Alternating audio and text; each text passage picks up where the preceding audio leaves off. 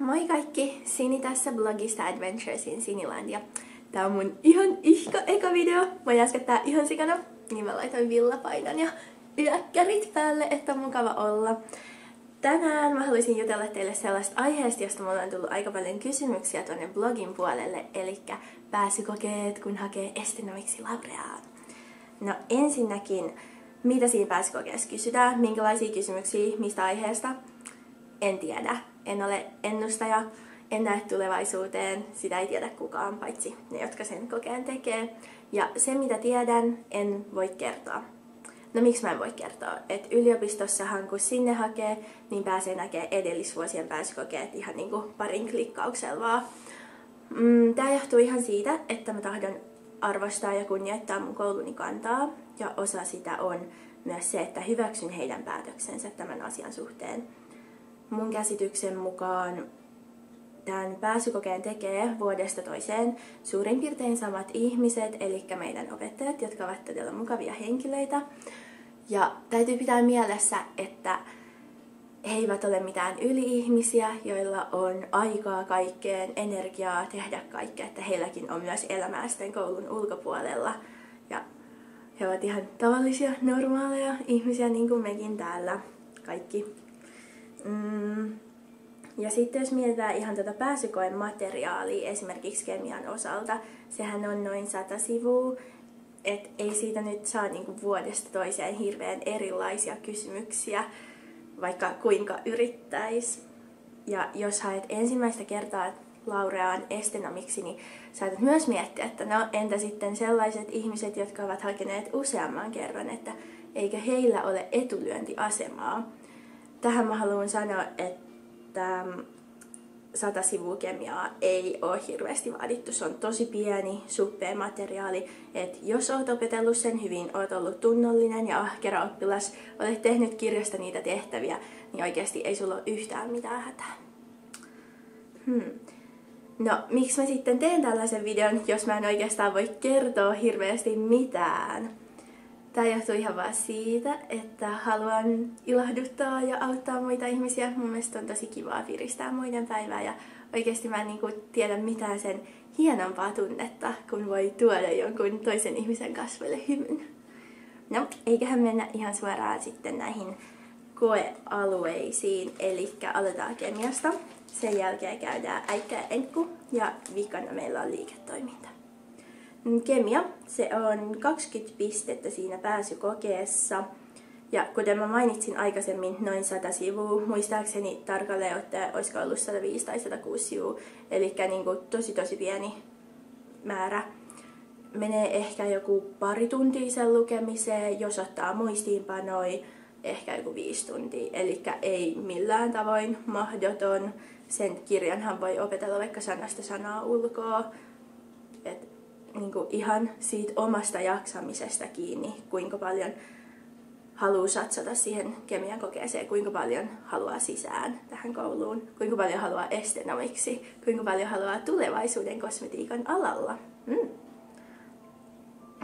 Mä haluaisin ottaa tähän esiin tällaisen sitaatin tuolta ohjeista Laurean nettisivuilta, joka menee näin.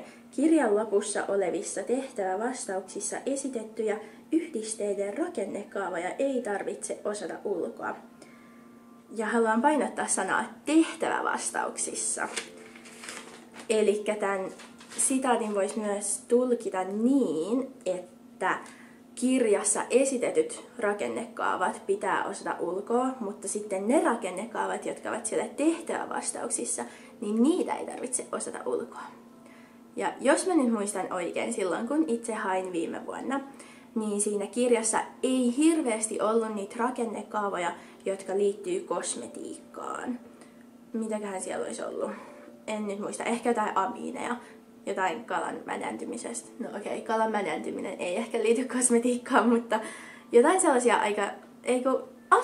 Asetoni siellä taisi olla, niin kuin kynsilakanpoista aineissa. Niin ihan tosi simppeleitä kansi opetella ja glyceroli siellä taisi kans olla.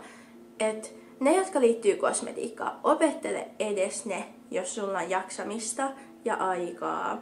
koska kuitenkin opinnoissa sitten se kemian osuus on hyvin iso osa.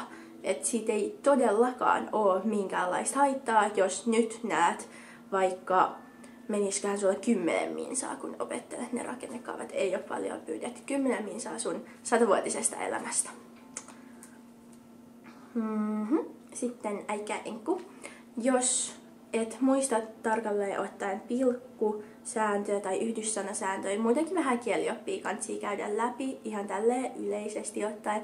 Enkun kohdalta itse kävisin sanavarastoa läpi, opettelisin uusia sanoja, lukisin alan aineistoa enkuksi, vaikkapa naisten lehtiä tai ihan niin kuin kosmetiikan lehtiä, niin löytyy kun googlettelee esimerkiksi sellainen nettisivusto kuin Cosmetics and Toiletries.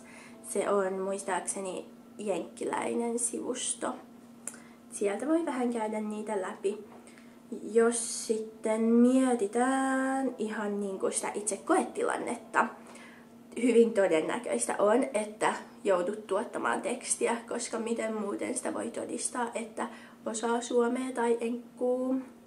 Jos et ole vähän aikaan kirjoittanut kynällä paperille, harjoittele sitä. Mikään ei ole sen ikävämpää kuin, että sun käsi alkaa kramppaa 2 lauseen jälkeen ja sit koko lopputeetti vastasta, vaikka jaksaa. Ja sit se käsi alkaa mennä sellaiseksi epäselväksi ja suttuseksi, kun sun käsi vaan kramppaa niin pahasti, että harjoitelkaa sitä. Jos mietitään meidän opintoja, niin niissähän on hyvin iso osa lainsäädäntö. Niin jos itse hakisin tänä vuonna, miettisin ehkä vähän opintojenkin pohjalta, että mitä koulussa opiskellaan, onkohan tentissä mahdollisesti jotain näihin meidän opintoihin liittyvää. Liiketoiminta, 15 pistettä pääsykokeessa, eli toisiksi suurin tällainen yksittäinen osio. No, mitä me tiedetään tästä liiketoiminnan kokeesta? Nettisivuilla luki, että se on aineistotehtävä ja ei tiedetä yhtään mitään muuta.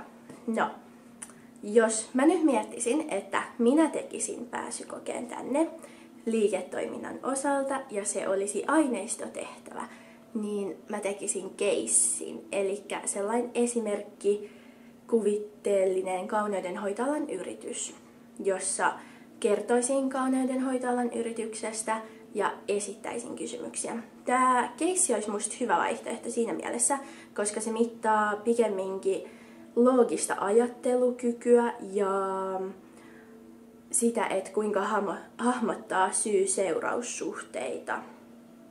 Että se periaatteessa asettaa kaikki hakijat niin kuin samalle lähtöviivalle, kenelläkään ei ole etulyöntiasemaa verrattuna siinä vieressä istuvaan hakijaan. Ja keissin ratkomiseen, jossa on niin kuin se logiikkatehtävä, syy-seuraussuhteiden hahmottamistehtävä, niin siinä ei oikeastaan vaadita sellaista ennakkotietoa, joka sulla pitäisi sitten olla liiketoiminnasta. Esimerkki tästä keissistä. Tämä on nyt tosi simppeli esimerkki. Mä keksin tämän ihan just äsken. Tiinan Kauneussoppi Oy työllistää 5 henkilöä, tarjoaa parturikampaajan palveluita ja kosmetologipalveluita. Tammikuussa Tiinan Kauneussopin asiakkaat olivat erittäin tyytyväisiä palveluun. Helmikuussa Tiinan Kauneussoppiin asiakkaat toivat 200 €, mutta Tiina päätti hankkia uuden peilin, joka maksoi 100 €. Maaliskuussa Tiinan Kauneussopin työntekijöiden välillä oli pientä kränää, jossa tapahtui bla bla bla, miten tilanne olisi voitu hoitaa paremmin. Se olisi esimerkiksi kysymys tuosta maaliskuusta. Sitten voitaisiin kysyä myös vaikka, että menikö tammikuussa asiat hyvin? Miten Tiinan Kauneussopilla meni tammikuussa? Ja sitten helmikuusta mä kysyisin, että paljon rahaa jäi Tiinan Kauneussopin kassaan. Olikohan mulla vielä jotain muuta? Katsotaan sitä mun muistiinpanoista. Niin, sit vielä tuosta liiketaloudesta sen verran, että kannattaa ehkä opetella varmuuden vuoksi sellaisia ihan simppeleitä liiketalouden perusteita, niin kuin SWOT-analyysi, mulla on se täällä, SWOT-analyysi. Tää on niinku strengths, weaknesses, opportunities ja threats. Elikkä googlettakaa se, opetelkaa se, ei oo vaikea asia, ei oo pitkä asia, tosi simppeli. Ja sitten toinen sellainen hyvä asia tietää yleisestikin maailmasta, maailman taloudesta on nämä kysyntä- ja tarjontakäyrät. Ne menee niinku näin, sitten ne risteäsin, niin sit kansi sille vähän miettiä.